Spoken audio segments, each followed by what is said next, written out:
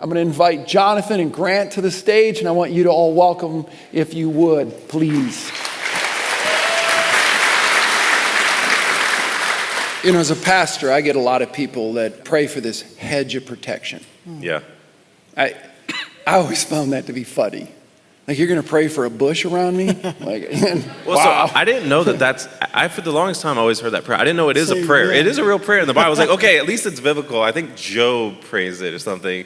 But it's so common. It's a very consistent prayer. We love that prayer. Yeah. You know, pray for a hedge of protection. I don't want to know. You need the protection. All right? I want to be a warrior. I want to be a soldier.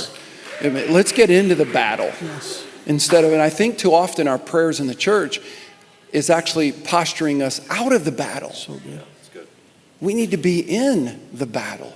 It's time to be, if anybody's praying for protection, it better be the enemy. Yes. That's good. Because we're coming after, we're storming this. Yeah. Because we're on the victorious team. Can you imagine, being in the huddle? And that's the prayer. Whatever the prayer, the play is. Guys, let's just pray for a hedge of protection around us.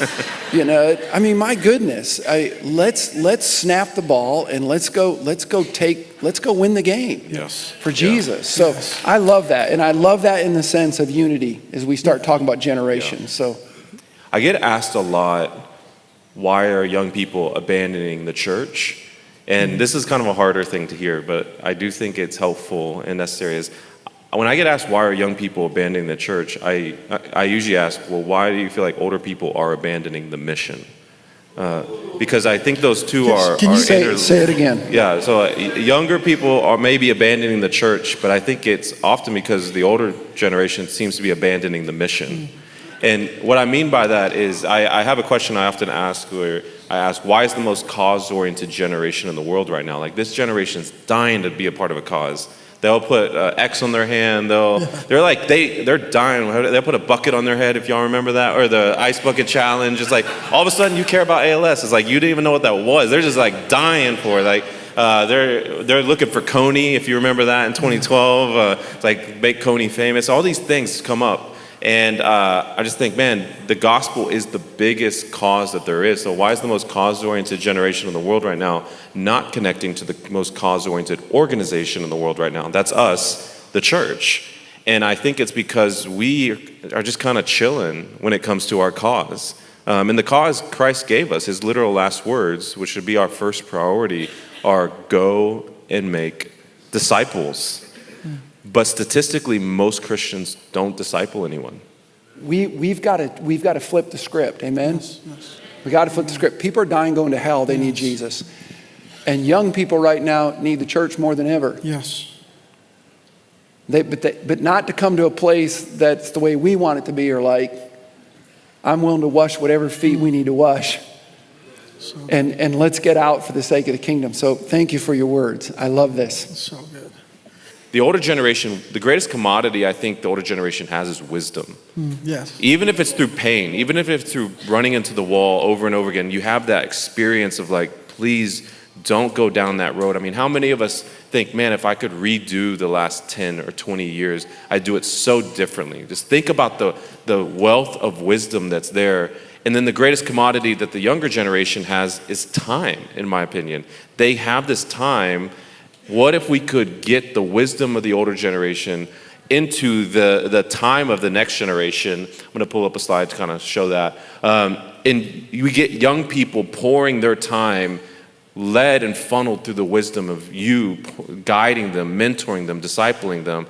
It would change the game. But instead, we get a lot of young people making the same mistakes that generations have already made beforehand, and then just over and over and over again. It's them doing what is right in their own eyes, if you've heard that verse in Judges. And so just to clarify, I think mentorship, how we fix that problem of time is we got to stop thinking discipleship is what I would actually consider mentorship. And mentorship is if Jesus said to Peter or John or any of them, hey, come and meet with me.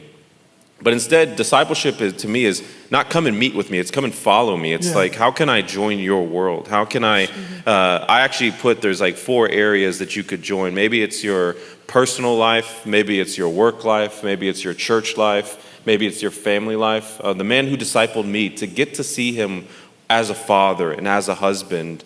My dad's not a Christian, so to get to see that at 16, I wasn't married, but I thought, man, I want to be a husband like that one day.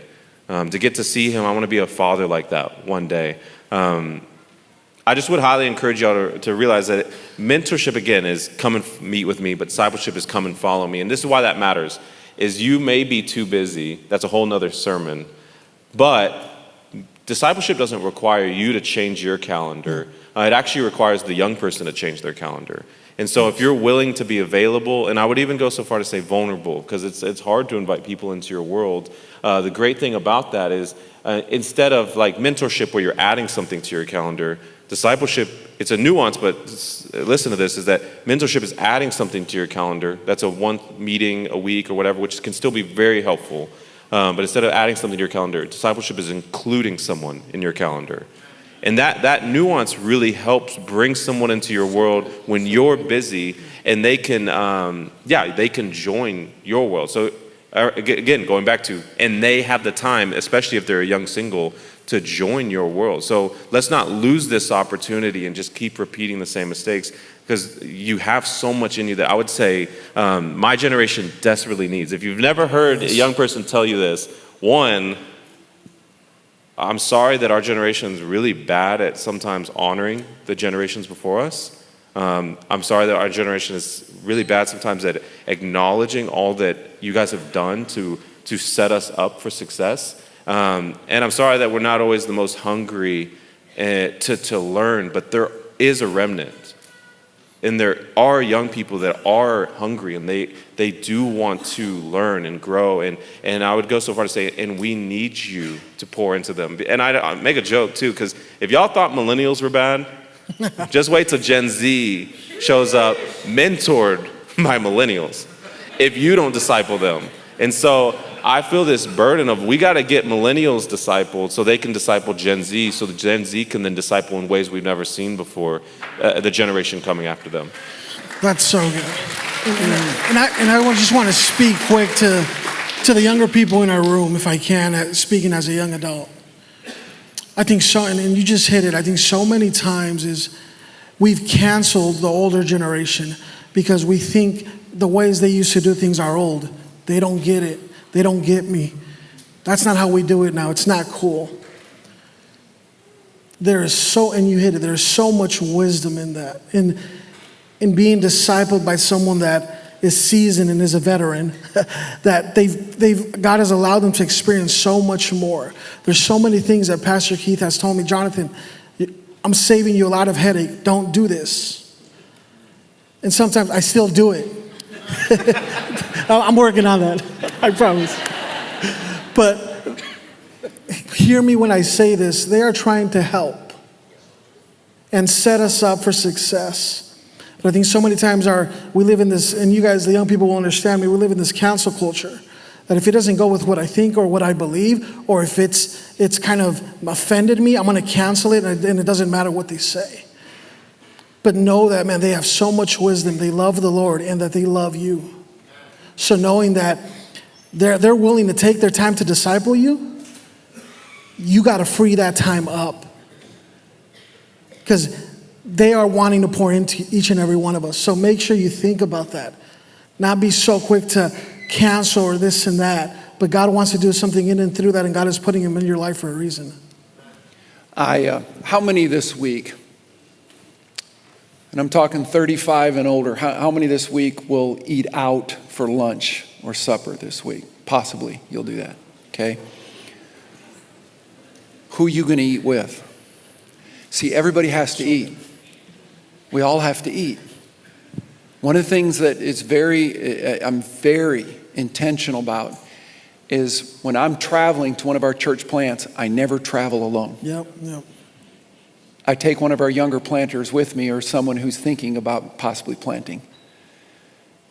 So they're a part of I just include them in part of my life. And every one of us, we're going to be in a restaurant. But who's sitting across from you? Yes. Be intentional about that.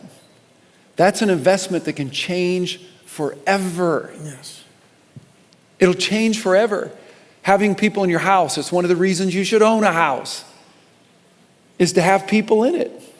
I love what you said, and I want to say it again if you didn't write this down, okay? It's not adding something to your calendar, it's including someone in your calendar. Include them in your life. That's discipleship. And amazing conversations come out of it. I try to do it. I love people in my life like that. I love it. So again, you're not adding, you're including. Great words, Grant.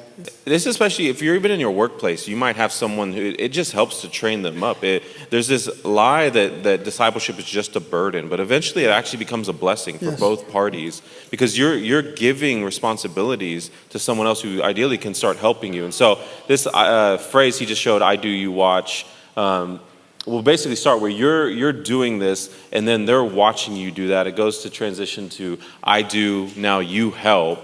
So it's like you have someone who's going to rescue you if things go south. Then lastly, third is "you do." Now it's like you're giving them the responsibility, and then you're swooping in to help if they need any help. And then lastly, this is really, I think, at the core of discipleship, because we can sometimes make discipleship memorization, but I think at the core of discipleship actually is replication. It's where you've taught someone to do what you do, and ideally even love Christ more because you love Christ, but you do, and now somebody else is watching. We don't just want to be great leaders or great servers or great givers, which all we need to do all those things, but it's like, how can I be a disciple maker? How can I get to heaven and have several people there that I'm seeing? Like, if you guys can pull that picture up, what's really cool is the guy on the far left said he had never met Brian or even the kid on the right. Wow. And what's awesome is you get to start seeing people that in heaven that they're like, you didn't disciple me, but you discipled the person who discipled me. That would be such a win in heaven. And I want to kind of visually show this, because I think it's very helpful. And if you guys can just keep this up for a second. You really evaluate, where do you feel like you are in this process? Are you where you're like, hey, I've been a Christian for a long time, but I've never poured into and made a clear commitment to disciple someone, and that's fine. So I would say you're in a learner stage even still, and you may say, well, I am a leader. I work at this position, or I got this title, or I do this work. But technically, John Maxwell would say, you're not a leader unless someone's following you. You're technically, if you may think you're a leader, but if no one's following you, you're technically just taking a walk, is what he would say, which is great. Walking's good, it's healthy, but it's like, how do we move to being a leader where people are following us? There's a clear relationship there, and then how do we get it to where they even pour into someone else, and then they pour into someone else? And what's great about this, y'all, is there's not always the best clarity in church, where sometimes we feel like to grow as a Christian just means we start coming to church, maybe we invite people to church and we give. Of course we do all those things. But throughout the week, what are we doing? And I would say it's this. It's like, how do we then add this to the scorecard of, I want to be a disciple maker, because Christ said we should. Christ did. It was his last words. And you know what groups give a lot of clarity and do this really well, and it motivates us, is groups that sell knives or Herbalife, or I don't know if y'all ever get reached out. I get reached out to now in Facebook by friends I haven't seen in 10 years, and they're like, yo, have you considered getting these new knife set? Or I was like, no, I don't ever consider knives in my life. But it's like the people that do that are really motivated because they have these levels. It's like in the beginning, you're ruby, diamond, double diamond, infinity stone, and you get like a pink Cadillac, or it's like a clarity of like how you grow. I think that's helpful, is you got to ask yourself, like, where are you, and how do we get you to the next level for the glory of God and the sake of the next generation? You say something in your book. It says circles are better than rows, and circles are better than rows, but disciples are better than circles. Yeah. I think that is so good, because knowing that, in circles is where we grow up, but man, when we're being discipled, and there's that come follow me, there's this transformation that happens within us, and I know that's happened in my life. You know what I mean? As Pastor Keith has been discipling me and walking with me, things that have just transformed in my life and what God has done. And I thought, man, when you said that is so good, and really us understanding that, like you said, really taking that next step of, okay, God, what are you calling me to? I've been coming to church for this long, kind of just living a mundane life, but God, there's something greater. And I feel that within our generation, there's something more. There's something more to just coming to church on the weekend, singing some songs and a message, and then we go and live our lives like nothing's going on. Like Pastor Keith said, people are dying and going to hell. There's got to come to a place where we're like, okay, God, here I am, I surrender. And watching what God can do in and through that. And that leads me just to my last question is what concerns you with the church today? What I would say is sometimes I feel like the church's posture, and I mean older Christians in the church, the older Christians' posture towards the next generation, sometimes I feel like their posture and their heart of making fun of young people is just as similar to the world. Like, there's no difference. There's a culture of making fun of young people. And this is a quote that was kind of helpful, and it talks about, he's on there. So it says, anything that is in the world when you're born is normal and ordinary and is just a natural part of the way the world works. Then anything that's invented between when you're 15 and 35 is new and exciting. It's revolutionary, and you can probably get a career in it. Anything invented after you're 35 is against the natural order of things. And I'm getting close to that 35, and I'm like, man, this music today sucks. It's like terrible. Or like, man, y'all can't even understand what they're saying. Or man, I thought they said we were promiscuous. These songs are, I'm just like, man, I'm an old person, all of a sudden it's happening. This culture of where it's just like, oh, I just like to joke about them and make fun of them. There's room for that. I would actually say there's room for that when there's relationship. But if there's not relationship, it's hard to critique. And so what I would encourage, and the concern, but my encouragement is one of the most powerful things you can do, and it doesn't even actually require discipleship yet, it's just these seeds that you could be planting, is instead of being a generation that critiques or makes fun of, 4 letters that are some of the most powerful letters you can ever say to a young person is simply the 4 letters, I see in you. Just simply, I see in you. Basically saying, I see this in you. Because what that does is you start seeing things in young people that is life-giving, not just critiquing or making fun of, but it's like, I notice this gift you have, or I notice the way you carry yourself is different than most of your generation. Like, just noticing those things and then telling them, how many of you guys remember a compliment you got when you were a kid because someone saw something in you? And what it does is it makes you want to capitalize on that, emphasize that, grow in that, where it's like you have a heart of prayer, and they become prayer warriors when you prophesy over it. And this is a biblical thing, actually. If you guys can pull up that 1 Timothy 4:12 verse, this is actually in the scriptures where it talks about, this is 1 Timothy 4:12. It says, do not let anyone look down on you because you are young, but set the believers an example in speech, conduct, love, faith, and purity.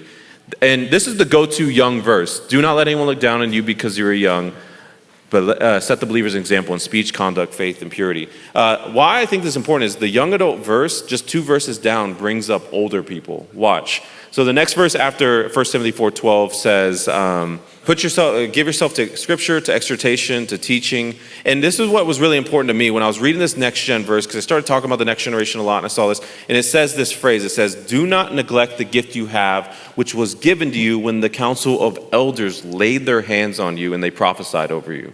And this is why this is important to me, is I thought, when I read this verse, and I'm like, don't let anyone look down on you, and it says, then do not neglect the gift you have. Please hear this. This next generation is dying to find their gift, their calling, their cause, their thing. And it says, don't neglect that gift. I would say most of this generation doesn't even know yet what their gift is. They spend most of their single years searching for it. They don't know what that gift is, and they just squander those very precious years. And I think, what if the church could be the place where they know what their gift is? Because it says, do not neglect the gift you have, which was actually given to you by the prophecy and the council of elders. And so the power of saying, I see in you, and then them fanning that into flame. If you guys can, lastly, I'll just close with this verse. The next time Paul talks to Timothy and he talks about a gift that Timothy has, it's first, I think it's 2 Timothy verse, if you guys can pull that up. He says in 2 Timothy, again, Paul talking to Timothy, says, "For this reason I remind you, fan into flame the gift of God, which is in you through the laying on of my hands." And again, there's this idea of you have a gift, I want you to grow in that gift, and you receive that gift from an older generation that saw it, spoke life into it, and poured into you going forward. Again, there's power in your words. There's power in your life. You have so much more to offer. And it doesn't mean you have to be this great preacher, teacher, and leader. Sometimes they, again, just want to do lunch with you or dinner with you. It's one of the most powerful things for me was just following someone in their ordinary life, but seeing how God showed up in their ordinary life and being like, I want to be faithful like that person's faithful. I'm going to do something in this room because I want us to give us a visual and an opportunity. It's one thing to hear, as James says, but to do is what God wants us to move is our feet to action. If you're 35 years of age or younger, I'm going to ask you to stand right now if you're in this room. 35 and younger, I want you to stand up. Now, I just want you to remain standing a second. I'm going to invite Robert Speaks. Robert Speaks and his wife, they're going to come to the stage. Robert's on our elder board. I've asked Robert to join. I think Nick Ovidin's in the room. Nick, are you in the room? I think he is. Nick, come on up here. Is Allie with you? Yeah, if Allie would join you.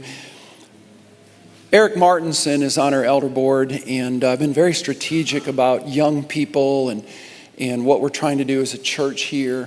I'm going to ask Christina if she'll come and join Jonathan here up on the stage.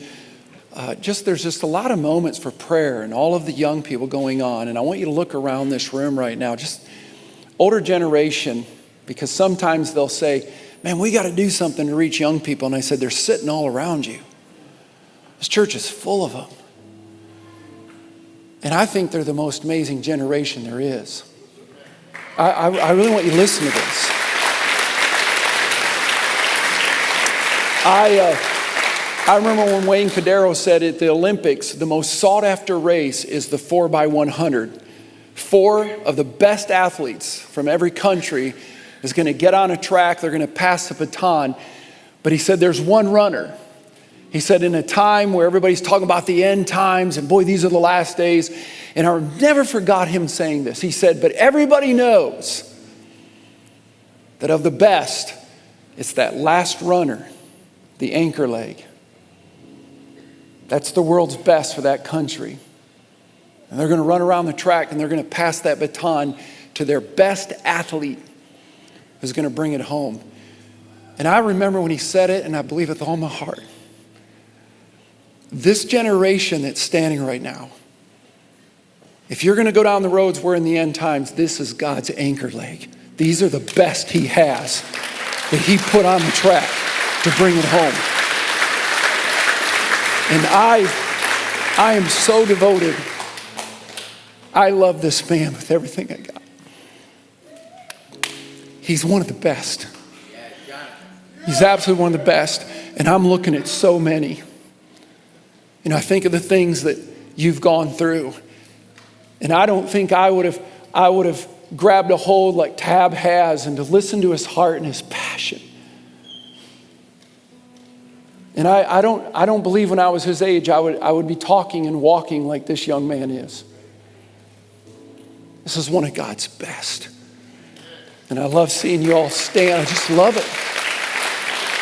And we've got a church full of some of the most life-changing people who are so hungry to make a difference. They don't want to play church. They don't want it to be a weekend thing. They want to be a part of something that can change the world, and they want to attach their name to it. And they are cause-driven. I've seen it over and over. They attach themselves to all kinds of things. And they're willing to stand up. They're very loud. Yes, they can be disruptive. But what a time do we need that? Imagine if they get disruptive for Jesus. They'll go for it. And so here's what I want to do. Here, watch this, all of you that are sitting. Do you know any of these that are standing by name?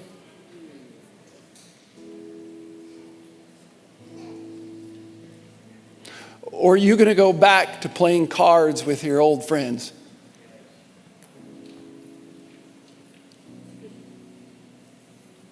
I'm not afraid to say it. I'm not afraid to rub it.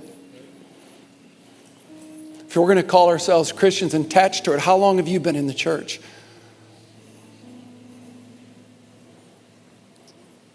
Are we going to hear Christ say, well done, you hung out with everybody your age, and we just kind of, had conversations about what's happening in Washington and all of that stuff, and we just sit at coffee shops and things like that? I don't think that's well done. Because all of you who are sitting have so much wisdom. You're so brilliant beyond anything you could imagine. You have so much to offer, and this group that's standing there is so hungry. When we stop and say, they won't come to church, hello? They're here right now. And there's an amazing group of people. All of you are sitting. I love you with all my heart. You come here. I hear the older generation say, we love coming here because you can preach the word. Well, you ready for this? How about if that is true, all the ones that are standing, how about you be the word to them today? How about you say, come with us? We'll change our plan. Come with us. So I'm asking you to get up where you're at and go where they're at. Go up and say, listen, I want to know you. I see in you. I see in you. I'm asking you to do that right now. Don't leave them standing there by themselves. See, that's the problem. This is the church. This is the church. I want you to go where they're at. These are amazing people. Amazing people. Love you too. You guys are awesome.